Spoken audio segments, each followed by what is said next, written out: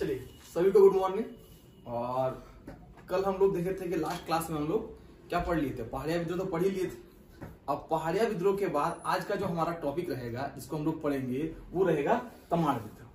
ठीक है, तो तमाड़ विद्रोह को भी हम लोग वैसे ही पढ़ेंगे जिस प्रकार से हम लोग चेरो विद्रोह को पढ़े, जिस प्रकार से हम लोग पहाड़िया विद्रोह को पढ़े, जिस प्रकार से हम लोग ढाल विद्रोह को पढ़े।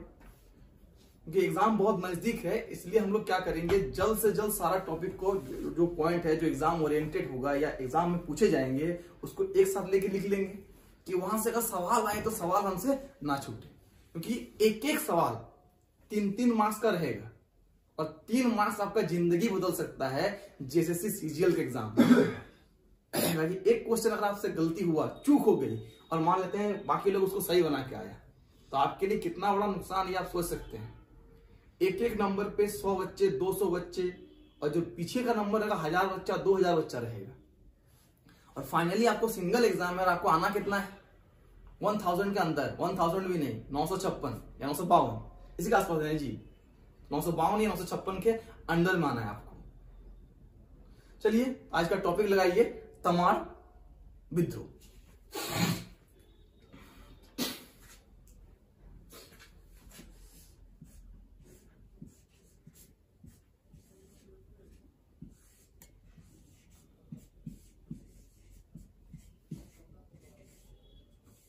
तमाड़ विद्रोह ये है हमारा आज का टॉपिक।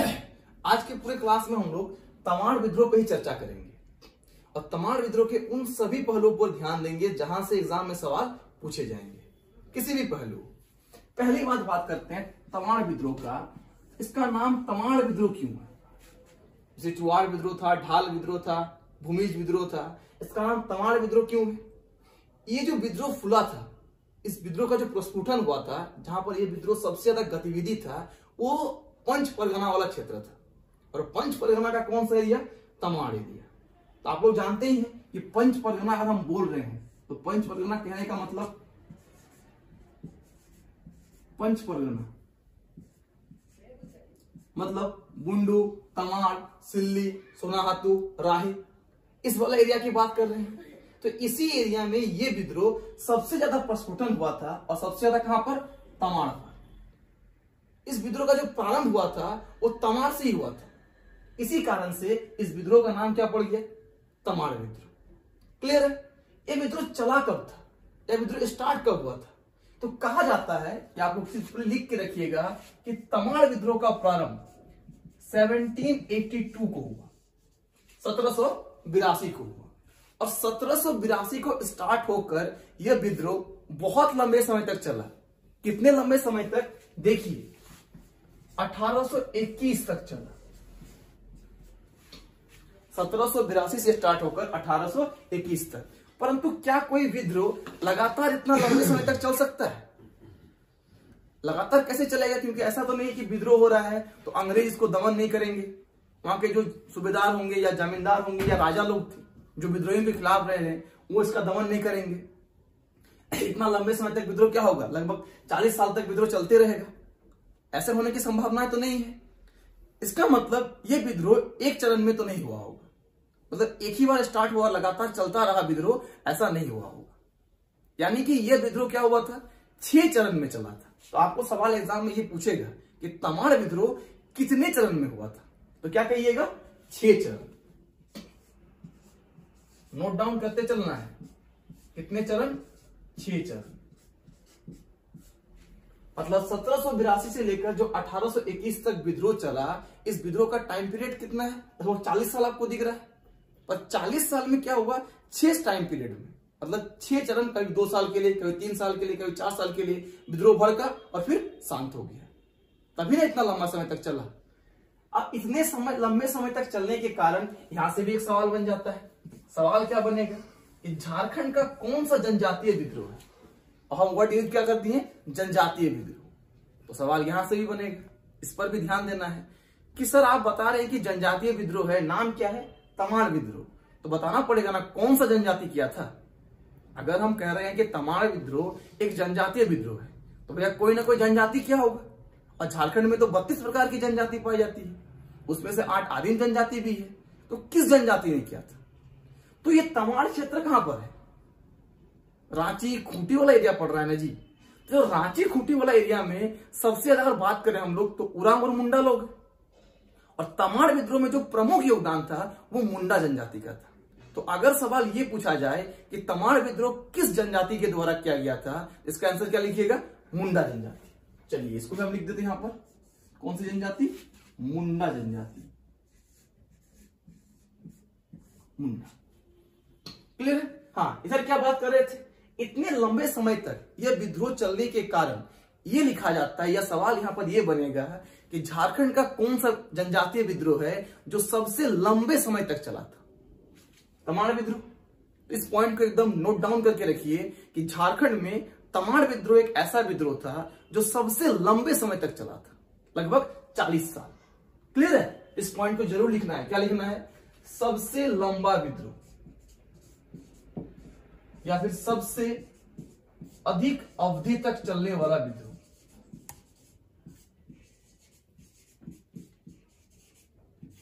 सबसे अधिक अवधि तक या समय काल तक चलने वाला विद्रोह कौन सा था? हमारा तमाड़ विद्रोह। एक पॉइंट इसी में और नोट डाउन कर लीजिएगा, इतना लंबा समय चला था और बार बार इसका दमन किया गया था, तो इतिहासकार ये भी मानते हैं कि तमाड़ विद्रोह जो था वो झारखंड का सबसे ज्यादा खूनी जनजातीय विद्रोह था।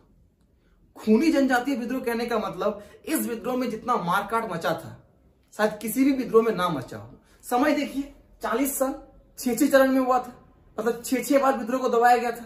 और विद्रोह को दबाने के लिए तो मारकाट होगा ना जी। तो मारकाट जब होगा ही तो एक पॉइंट नोट डाल के क्या लिख लेंगे कि तमाड़ विद्रोह झारखंड का सबसे ज्यादा या सर्वाधिक क्या था? खूनी विद्रोह था। क्लियर है? इस पॉइंट को हम यहां लिख देते हैं। कैसा विद्रोह था ये? सबसे ज्यादा खूनी विद्रोह था।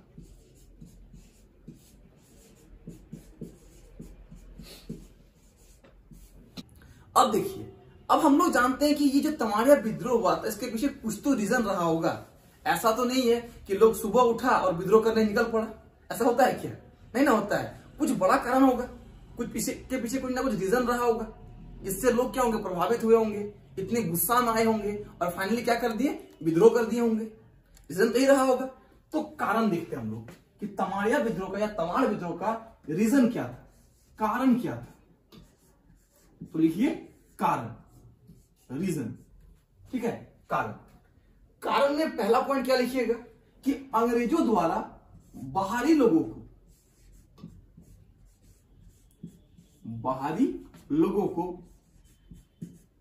बढ़ावा देना।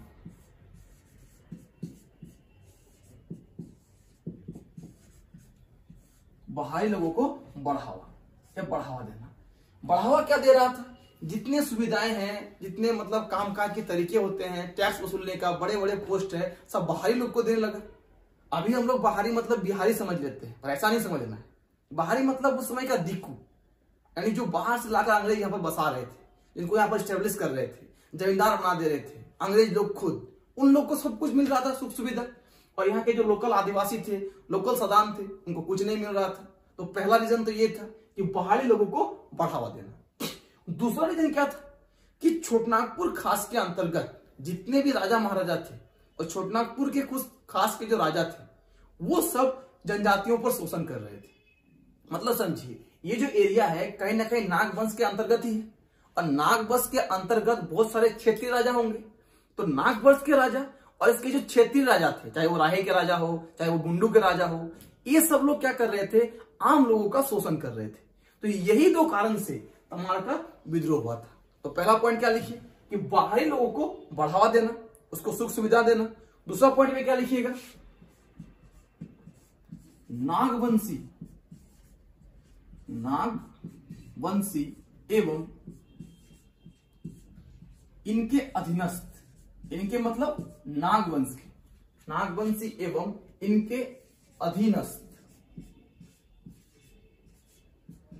इनके अधीनस्थ शासकों का शोषण, अधीनस्थ शासकों द्वारा शोषण।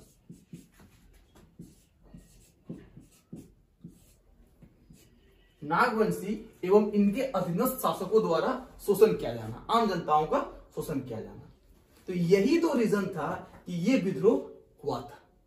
तो कारण पे क्या लिखेंगे, बाहरी लोगों को बढ़ावा देना और नागवंशी एवं इनके अधीनस्थ शासकों द्वारा शोषण। क्लियर है? अब हम लोग एक एक करके 6 चरण के बारे में पढ़ेंगे और हर चरण से सवाल क्या आएगा, सवाल का मेन बिंदु रहेगा कि विद्रोह सबसे ज्यादा हुआ कौन कहां था, विद्रोह का प्रमुख लीडर कौन थे, नेतृत्वकर्ता कौन थे, कब हुआ था और किस अंग्रेज अधिकारी ने इसको दबाया था। तो ये 4-5 पॉइंट तो हर विद्रोह का हमको जानना होगा और उसमें कुछ अगर एक्स्ट्रा फैक्ट होगा तो अभी हम दिखाते चलेंगे। तो आप लोग हेडिंग लगाइए प्रथम चरण। क्या लिखिएगा, प्रथम चरण,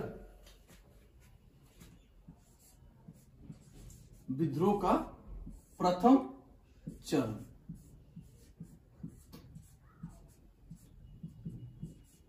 सेवनटीन 1782 से 83 ये हो गया विद्रोह का प्रथम चरण। प्रथम चरण का नेता कौन, प्रमुख नेता यानी इसको जो लीडर लिखेंगे हम लोग, लिखिए ठाकुर भोलानाथ सिंह। तमाड़ विद्रोह के प्रथम चरण का नेता कौन, ठाकुर भोलानाथ सिंह।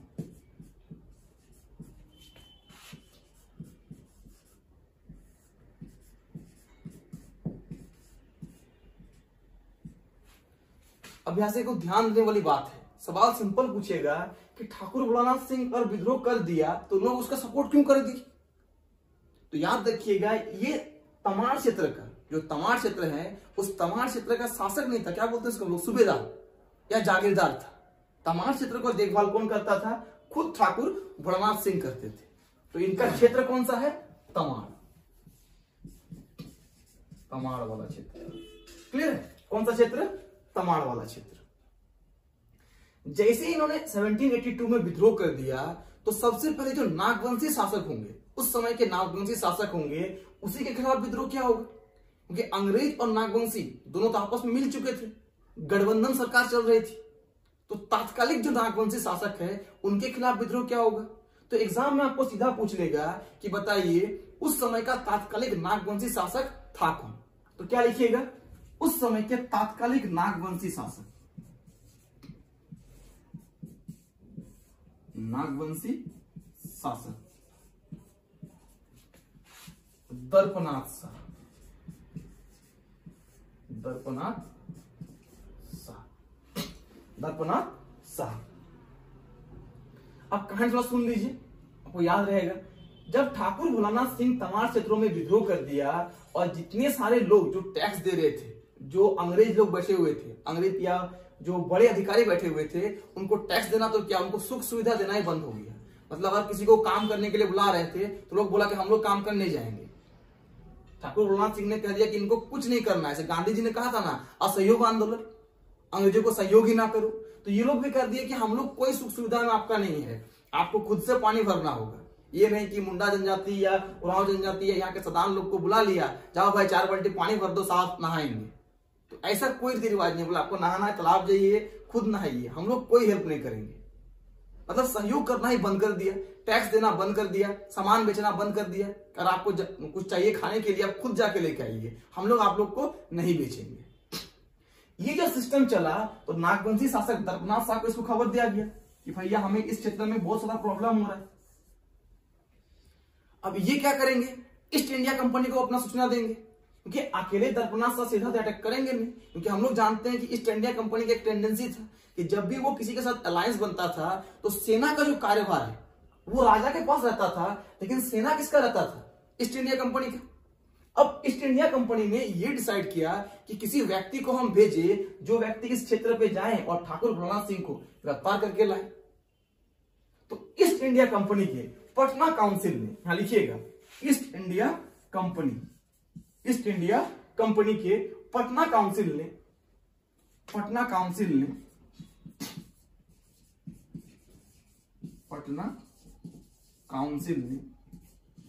एक अंग्रेज अधिकारी को भेजा था।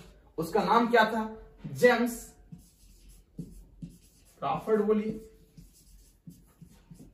या क्राफ्ट बोलिए। देखिए हम लोग प्रथम चरण की बात कर रहे हैं, जेम्स क्राफर्ड या जेम्स क्राफ्ट, इस व्यक्ति को भेजा और दर्पनाथ शाह और जेम्स क्राफर्ड की संयुक्त सेना ने तवाड़ पे आक्रमण किया, जिस कारण से क्या हुआ 1783 में ठाकुर भोलानाथ सिंह को भागना पड़ा और इनके जो समर्थक थे उन लोग को गिरफ्तार कर लिया गया, जिस कारण से ये विद्रोह क्या हो गया, समाप्त हो गया। मतलब पहलम चरण का विद्रोह जिसको ठाकुर भोलानाथ सिंह ने स्टार्ट किया था वो 1782 में स्टार्ट हुआ और एंड कब हो गया 83 में। उस समय के नागवंशी शासक दर्पनाथ शाह, अंग्रेज अधिकारी जेम्स क्राफर्ड। क्लियर है? अब हम लोग अगले क्वेश्चन में जाते हैं, मतलब अगले चरण में जाते हैं। अब हम लोग बात करेंगे दूसरे चरण का। इसका बात करेंगे दूसरे चरण का, यानी द्वितीय चरण। हेडिंग लगाइए द्वितीय चरण। द्वितीय चरण,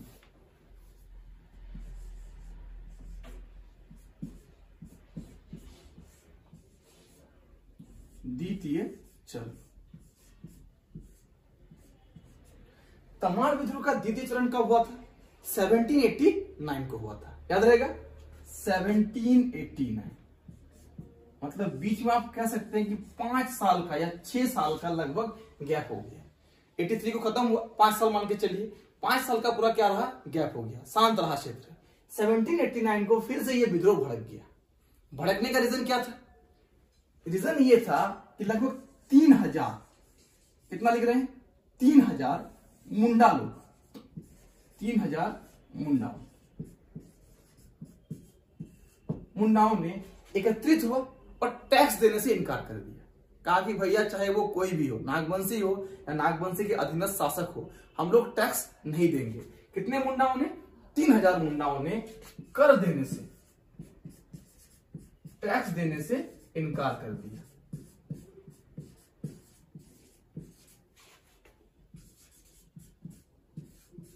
टैक्स देने से इनकार कर दिया। और इनका लीडर कौन बन गया कि जिन्होंने कहा कि हाँ भैया आप टैक्स नहीं दे रहे हैं, सही दे रहे हैं? 2 व्यक्ति का नाम याद रखिएगा, विष्णु मानकी और मौजी मानकी। लिखिए, विष्णु मानकी और दूसरा मौजी मानकी। एंड लीडर में या फिर द्वितीय चरण का नेता किसको बना दिया हम लोग? विष्णु मानकी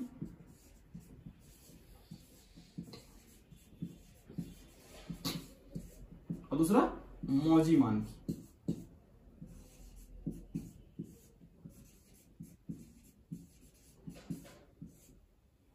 जब ये खबर ईस्ट इंडिया कंपनी को मिली कि 3000 मुंडाओं ने टैक्स देने से इनकार कर दिया है, तो ये लोग क्या करेंगे? अपने फिर से अधिकारी को भेजेंगे, किसी ना किसी को भेजेंगे ना। तो इन्होंने 2 अधिकारी को भेजा था और एग्जाम में 2 सवाल बनता है। क्या सवाल बनता है, ध्यान दीजिएगा कि तमाड़ विद्रोह के द्वितीय चरण में या 1789 में हुए तमाड़ विद्रोह को दबाने के लिए प्रथमतः किस अंग्रेज अधिकारी को भेजा गया? सबसे पहले जिस अंग्रेज अधिकारी को भेजा गया उसका नाम क्या था? Lieutenant Hogan. क्या नाम था? हॉगन। और ये हॉगन इस विद्रोह को दबाने में असफल हुए थे। सफल नहीं हुए थे, क्या हो गए? असफल। जब इनके द्वारा ये विद्रोह नहीं दबाया गया, विद्रोह को दबाने में असफलता मिली, पर नया कौन गए? कूपर। कौन गए? भाई साहब कूपर, भाई साहब हमारे। और कूपर भाई साहब क्या रह गए? सफल हो गए। क्या हुए? सफल हुए। क्लियर हुआ? तो द्वितीय चरण का जो तमाड़ विद्रोह वो कब हुआ? 1789 में। क्या हुआ था कि 3000 मुंडाओं लोगों ने टैक्स देने से इनकार कर दिया था और इसका नेता कौन था? विष्णु मानकी और मौजी मानकी। तो इसको दबाने के लिए ईस्ट इंडिया कंपनी की ओर से कौन चला गया? Lieutenant Hogan. लेकिन क्या ये सफल रहा? नहीं, ये असफल रहा। फिर कौन गया? कूपर। और ये सफल रहा और इस विद्रोह को क्या कर दिया? दमन कर दिया गया। क्लियर है? अब हम लोग चर्चा करेंगे तृतीय चरण की। हेडिंग लगाइए तृतीय चरण। तृतीय चरण,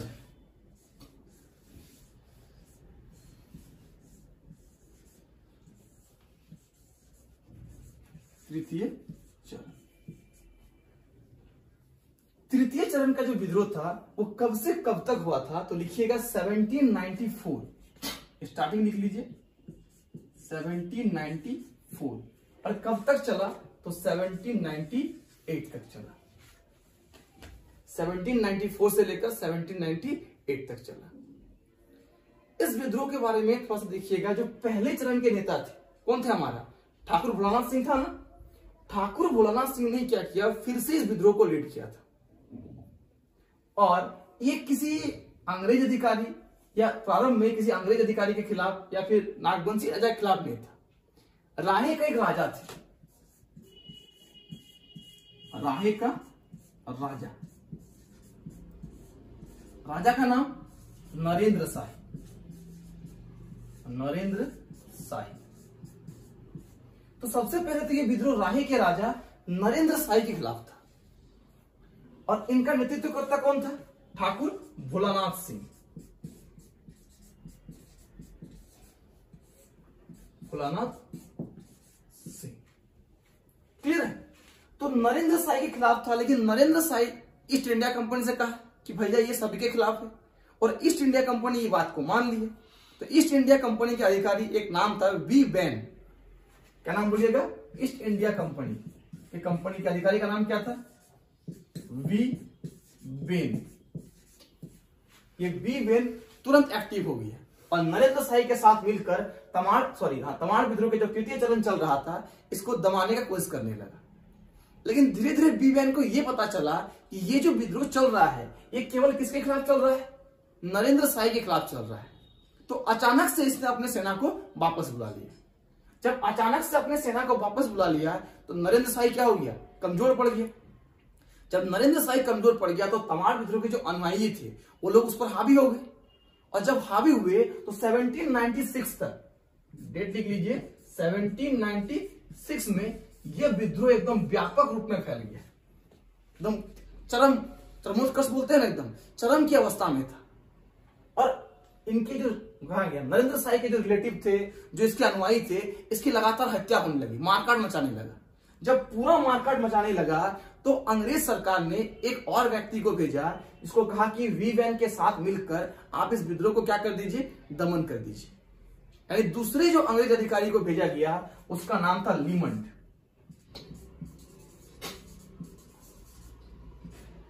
हिंदी में लिख लीजिएगा लीमंड।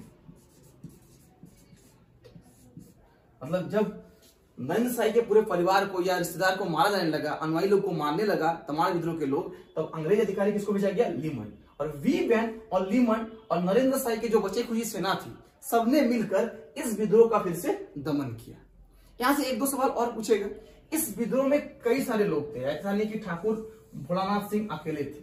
भोलानाथ सिंह थे, शिवनाथ सिंह थे, हरिनाथ सिंह थे, ये सब नाम भी लिख लीजिए। भोलानाथ सिंह के समर्थक के रूप में कौन कौन थे? तो लिखिएगा शिवनाथ सिंह,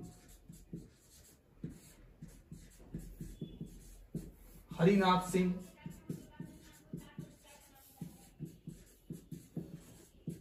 और कुछ मुंडा नेता थे, रामदास मुंडा, श्यामदास मुंडा, उनके भतीजे, ये सारे लोग थे। तो ये मुंडा नेता और ये लोग का जो विद्रोह चल रहा था, इनको दबाने का काम किसको मिला? वी वेन और लीमंड को। लीमंड जैसे ही गया उन्होंने एक पॉइंट बनाया, एक स्ट्रेटेजी बनाया कि विद्रोह के जिस क्षेत्र में जो प्रमुख नेता है, चाहे वो शिवनाथ सिंह है, हरिनाथ सिंह है, इन लोगों को सबसे पहले अरेस्ट करें या गिरफ्तार किया जाए। तो लीमंड ने इन सबको गिरफ्तार करना स्टार्ट किया। लेकिन भोलानाथ सिंह फिर से भाग निकला। जब भोलानाथ सिंह भाग निकला, उनका पीछा कौन किया? V Wayne. और फाइनली वी वेन ने किसको गिरफ्तार किया था? भोलानाथ सिंह को। और सवाल इसको ऐसा पूछा जाए कि बताइए, तमाड़ विद्रोह के तृतीय चरण के दौरान उसके नेता या प्रमुख नेता भोलानाथ सिंह को किसने गिरफ्तार किया था? तो क्या डेट डालिएगा, क्या नाम लिखिएगा? We when. क्लियर है? तो इसको भी हम लोग नोट डाउन कर लेंगे कि वी वेन ने किसको गिरफ्तार किया था? भोलानाथ सिंह को, ठाकुर भोलानाथ सिंह को। जब ठाकुर भोलानाथ सिंह पकड़ा गया तो ऑटोमेटिक सी बात है कि विद्रोह क्या हो जाएगा? सुस्त पड़ जाएगा।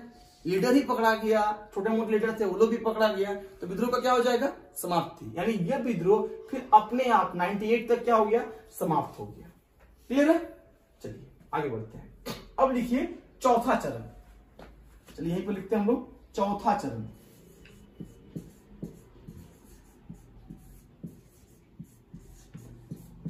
चौथा चरण हम पहले ही बात कर चुके हैं कि ये जो विद्रोह हुआ था कितने चरण में हुआ था? 6 चरण में हुआ था। अभी तक हम लोग कितना पढ़ लिए? 3 चरण। अभी हम लोग कितना पढ़ना है? और 3 चरण पढ़ना है। अब हम लोग क्या पढ़ रहे हैं? चौथा चरण। चौथा चरण का टाइम पीरियड क्या था? टाइम पीरियड डालिए 1807। 1807 से लेकर कब तक? कहीं पर 8 मिलता है, कहीं पर 9 मिलता है, कहीं पर 10 मिलता है, पर इस तरह की बातों पर ज्यादा ध्यान नहीं देना है। सिंपल याद रखना है कि 1807 में ये चौथा चरण का विद्रोह स्टार्ट हुआ था। क्योंकि आपको नहीं पूछेगा कि 1807 से कितना साल तक चला था। जब भी पूछेगा आपको तो वही पूछेगा कि कब से प्रारंभ हुआ था, तो 1807 में प्रारंभ हुआ था। क्यों हम ऐसा कह रहे हैं कि कोई भी विद्रोह है वो अचानक से थोड़े दमन होता है। मान लेते हैं अंग्रेज अधिकारी अटैक कर दिए, लेकिन थोड़ा बहुत तो चलते रहेगा ना। मान लेते कहीं पर अचानक से कुछ लोग लूट लिए, कुछ संग्रह बने, कुछ कमेटी बना, फिर कहीं पर और जाके लूट लिए विद्रोहियों के द्वारा। लेकिन मुख्यतः जो उसका लीडर रहता है उसको जब गिरफ्तार कर लिया जाता है या उसको जब बंदी बना लिया जाता है तो ऐसे मान लिया जाता है कि विद्रोह का क्या हो गया, दमन हो गया। तो हम लोग एक साथ मान के चलेंगे 1807 से लेकर 1808। इस विद्रोह के बारे में लिखिएगा, यहां से सवाल बहुत ज्यादा पूछा गया है कि इस विद्रोह का नेतृत्व करता कौन था, लीडर कौन था। तो दुखन शाही, कहीं कहीं पर दुखन शाही मुंडा भी आपको लिखा मिलेगा। लीडर कौन था? दुखन शाही।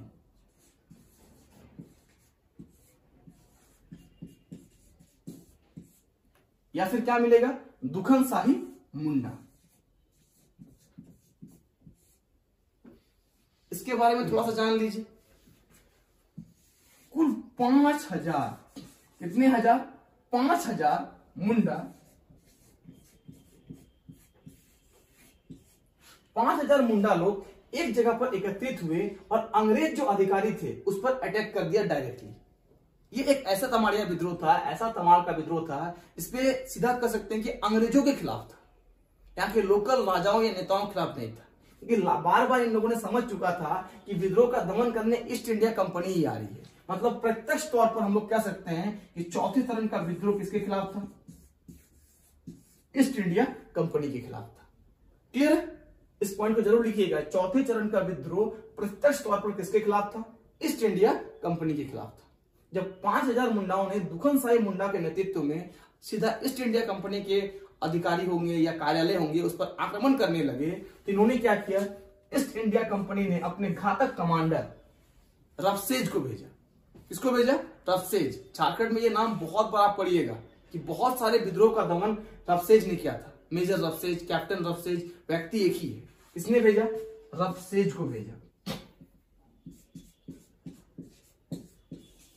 एकदम निर्दयी, क्रूर स्वभाव का आदमी, इसको कोई दया नहीं है, इंसान को हत्या करने में इसको कोई फर्क ही नहीं पड़ता है। तो मतलब बहुत ज्यादा मारकाट मचाया रफसेज ने और इस विद्रोह को क्या कर दिया? एक साल के अंदर दमन कर दिया। यानी कि द्वितीय चरण के विद्रोह का दमन करता कौन हो गया? मेजर रफसेज या लेफ्टिनेंट रफसेज। क्लियर है? चलिए अब हम लोग आएंगे पांचवा चरण में। चलिए अब हेडिंग लगाइए पांचवा चरण। पांचवा चरण,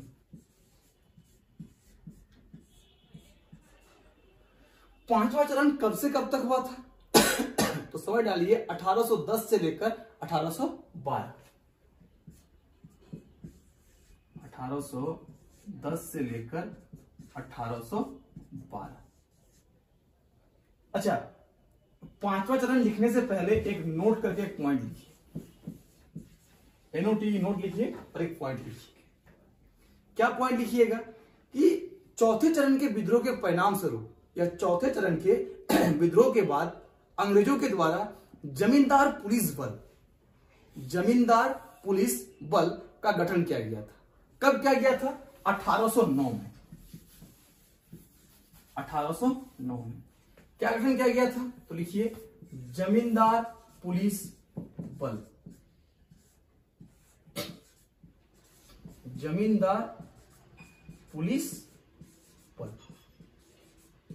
ठीक है, ये पॉइंट छूट रहा था, इसको ऐड कर लेंगे कि 1809 में जमींदार पुलिस बल का गठन किया गया था।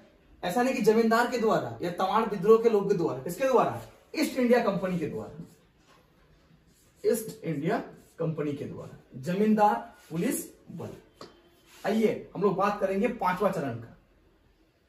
ये जो पांचवा चरण का विद्रोह था, पांचवा चरण का विद्रोह था, सबसे पहले इसका केंद्र बिंदु लिखिए। इसका केंद्र बिंदु कहां पे था? तो केंद्र लिखिए नवागढ़। मतलब जहां पर यह विद्रोह सबसे ज्यादा हुआ था, कहां लिखिएगा? नवागढ़। पहला पॉइंट तो ये लिखना है कि पांचवें चरण का जो तमाड़िया विद्रोह है, जो 1810 से लेकर 1812 के बीच में हुआ था, उसका केंद्र कौन था? नवागढ़। फिर आगे क्या लिखना है कि इस विद्रोह का लीडर, नेतृत्वकर्ता कौन थे? बख्तर शाह। बख्तर शाह, क्या लिखिए? बख्तर शाह। ये नवागढ़ के सूबेदार थे और इस समय में, जिस समय नवागढ़ में ये विद्रोह हो रहा था, उस समय नागवंशी शासक कौन थे?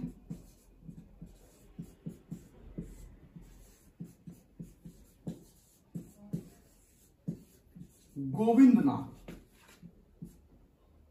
गोविंदनाथ।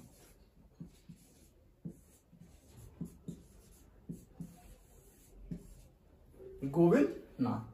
तो कहीं ना कहीं पांचवा चरण का विद्रोह बख्तर शाह का था और किसके खिलाफ था? गोविंदनाथ के खिलाफ था। क्योंकि गोविंदनाथ जो टैक्स लेते थे, गोविंदनाथ जो अंग्रेज अधिकारी को बढ़ावा देकर रखे थे, उसी के खिलाफ था। लेकिन इस क्षेत्र में जितने सारे मुंडा लोग थे, उन सबने किसका सपोर्ट किया?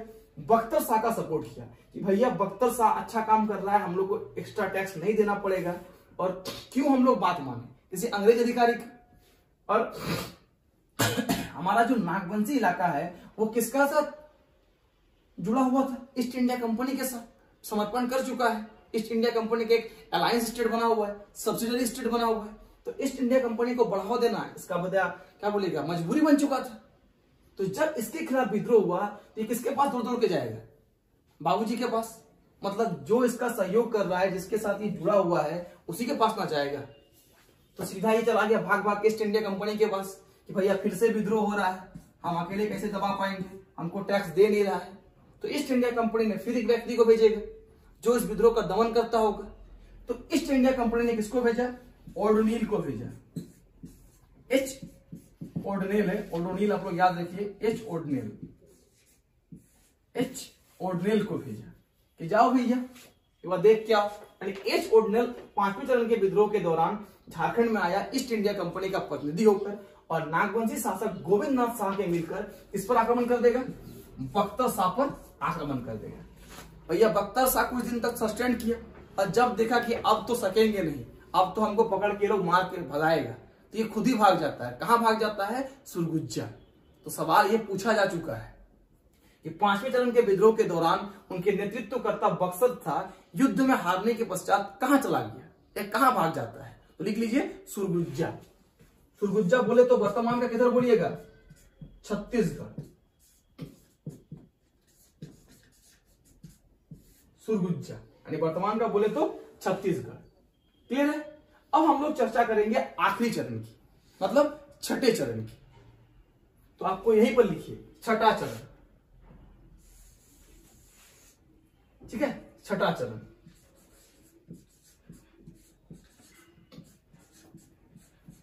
छठा चरण। छठा चरण का विद्रोह कब हुआ? ये सबसे आखिरी में हुआ होगा।